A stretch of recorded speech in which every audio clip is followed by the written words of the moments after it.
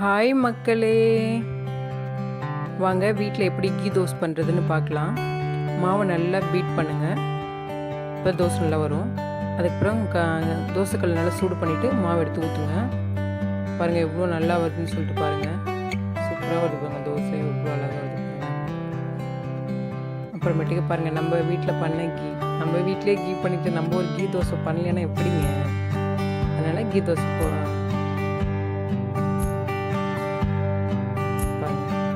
எவ்வளோ அழகாக இருக்குது பாருங்க, சூப்பராக இருக்கு.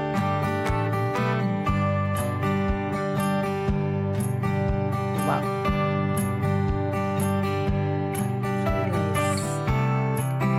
நல்ல கிறிஸ்பியாக வந்திருக்கு